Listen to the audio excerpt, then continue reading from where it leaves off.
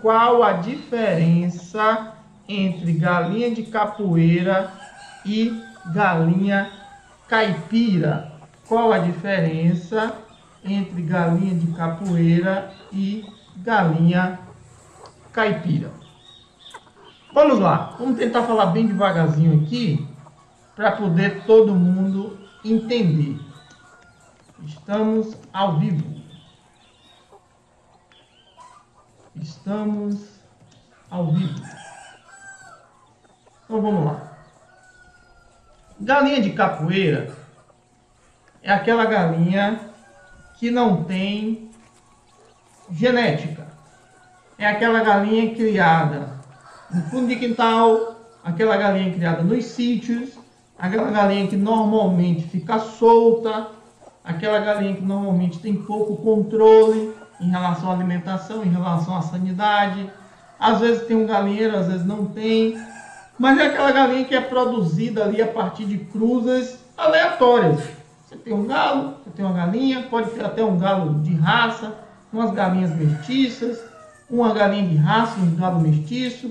Aquela mistura que você não sabe o que é que vai aparecer lá na frente, sem nenhum controle específico, e aquela galinha fica solta ali, entrando ali naquelas capoeiras que para quem não sabe, para quem está mais no sul do país, eu não sei como é que se chama lá, aí, né, onde você está, você pode deixar nos comentários aqui, aqueles arbustos meio que entrelaçados, meio que não muito alto, que a galinha anda ali por baixo, anda ali pelo meio, que tem ali ao redor da propriedade ali, que a gente não roça, a gente não limpa, aqueles arbustos entrelaçados ali com aqueles galhos, aqui no Nordeste se chama de capoeira, né? Então, galinha de capoeira é a galinha que anda por ali, né? Ao redor do terreiro, ao redor ali. Essa é a parte mais folclórica, vamos dizer assim, do conceito. A parte mais técnica, vamos dizer assim, é aquela galinha que não tem raça definida. Galinha SRD, que você pode criar até a um nível comercial, mas normalmente é aquela galinha que fica ali solta, ao redor ali da propriedade, certo? Um abraço aqui para o Felipe e para o Silvio, que eu estou vendo aqui, que estão ao vivo. Daqui a pouco eu abro os microfones. E aí é essa galinha. Às vezes elas são um pouquinho maiores, às vezes um pouquinho menores, cores variadas, às vezes as pernas são amarelas, às vezes são pretas, às vezes são mais begezinha, não tem controle muito se tem barbela grande ou pequena. É uma galinha sem padrão, né? Então não é nenhuma raça específica, raça galinha de capoeira.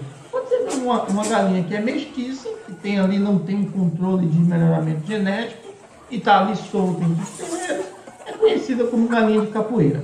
Um nome mais comum aí para todo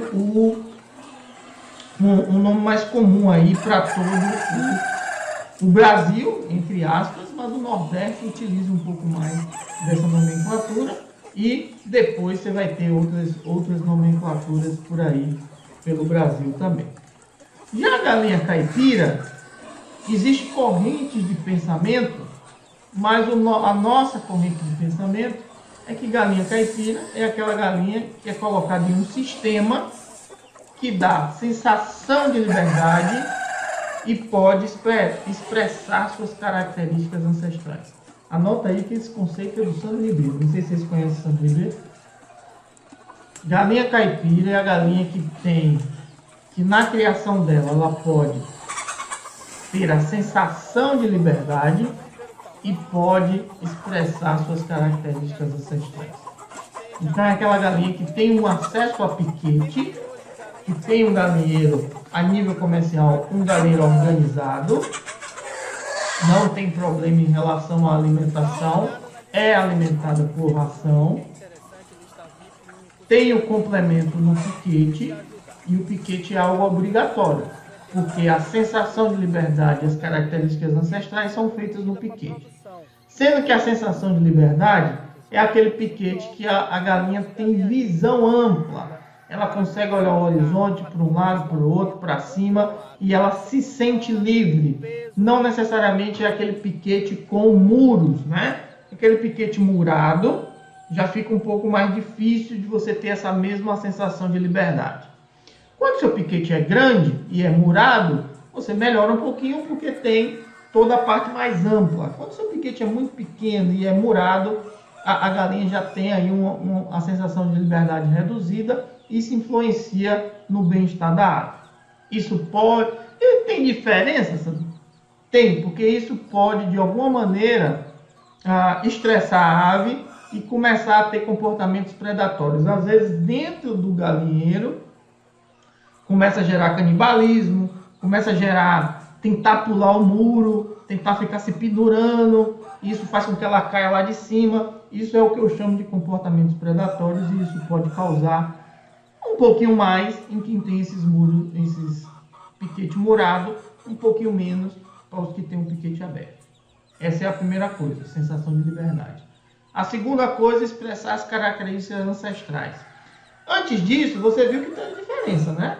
Não é só ter um piquete. Você teve um piquete, mas tem piquete que é murado, tem piquete que não é, tem piquete que é grande, que é pequeno, né? Então já é uma diferença aí a sensação de liberdade. A segunda é expressar características ancestrais. Que característica é essa? Pular, correr, ciscar, tentar bicar o chão, procurar um alimento, consumir o verde, consumir um besouro, tomar banho de sol, tomar banho de terra, se empoleirar num galho, numa árvore ou num toco que você bota ali estrategicamente para isso. Então tudo isso são características ancestrais de aves que já vêm de tempos por aí. Um abraço para o Elivaldo, que apareceu no YouTube aqui de Morrinhos, e a Zeni, que está aqui também de Floripa. Tá vendo? Eu conheço a galera aí. Então, assim, expressar as características ancestrais. Você viu que eu falei uma série de coisas aqui, uns 10 itens.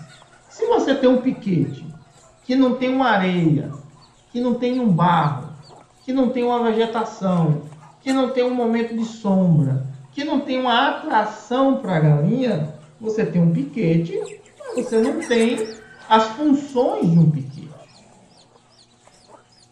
Você tem um piquete que está totalmente aberto, degradado, não tem uma árvore, não tem uma terra, é muito pedrisco, é muita pedra, o sol batendo muito incidentemente no chão, então você tem um solo quente normalmente, você está reduzindo aí a opção de expressar as características ancestrais e aumentando a possibilidade dessas aves estarem a um nível de estresse elevado.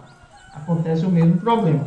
Então, assim, eu tenho um piquete, mas o piquete não é funcional. Então, a pessoa precisa entender isso, principalmente vocês que são alunos. Você precisa entender isso. Vamos tirar pela gente. Eu estou aqui em casa, tá beleza, tá friozinho aí. A Zeni está passando um frio danado aí em Florianópolis. Ainda mais que está perto da praia. Dá um mergulho aí, Zeni, pela gente hoje. E ela está em casa com a lareirinha quentinha, bonitinha. Ela vai sair, a Zeni? Só se ela tiver uma obrigação muito grande de ter que ir na rua. Ela está ali confortávelzinho dela, com a lareirinha acesa, tomando um chazinho. E lá fora, sei lá, 7 graus de manhã, ela não vai sair. Aí leva isso para a galinha. A galinha está dentro do galinheiro, onde tem comida, tem água, tem uma cama de frango, tem uma sombra. Aí você abre o galinheiro, a galinha sai, bate de cara com o chão quente, não tem uma areia, não tem uma vegetação, o que ela vai fazer? Ela não vai para lá. Vai a primeira, vai a segunda, quando vê não vai mais. Aí tem gente que reclama, mas a galinha não quer sair para o piquete, não tem atração nenhuma lá fora. Certo? Não pode expressar as características ancestrais, então não vai lá para fora.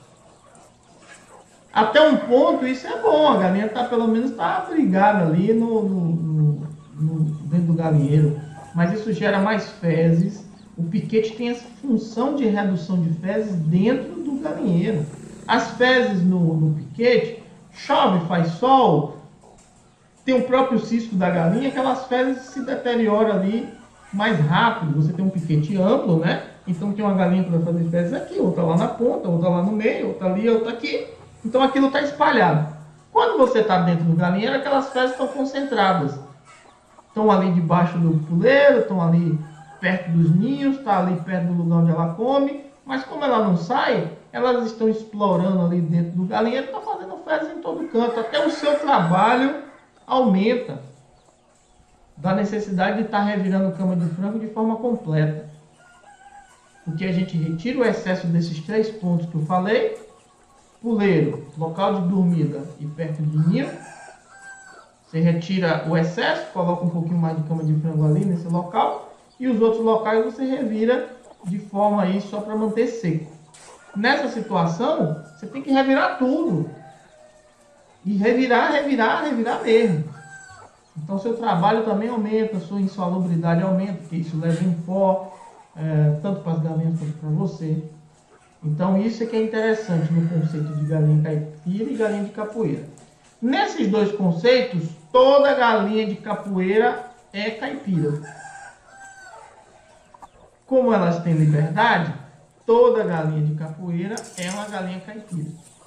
Mas nem toda galinha caipira é uma galinha de capoeira. Porque a galinha de capoeira a gente está metendo aí genética no meio, que é obrigatoriamente uma galinha de capoeira não tem genética. São misturas aí aleatórias, sem uma busca de melhoramento genético. E a galinha caipira a gente pode usar raças diferentes, a gente pode usar até uma raça pura, né? A gente pode usar uma raça ornamental e implementar ela o sistema com sensação de liberdade e característica ancestral. Ela, além de ser uma raça pura, está em um sistema caipira. Então ela também se torna uma galinha caipira, porque galinha caipira, na nossa corrente de pensamento, não é raça. A gente pode falar, inclusive, aí sobre corrente de pensamento novamente, se vocês acharem interessante. A gente tem isso no curso de planejamento, que vocês têm acesso. Mas a gente pode incluir aí corrente de pensamento. Vou até anotar aqui. No local onde eu anoto aqui. Vou botar aqui, ó, correntes de pensamento. É bom para os alunos novos aí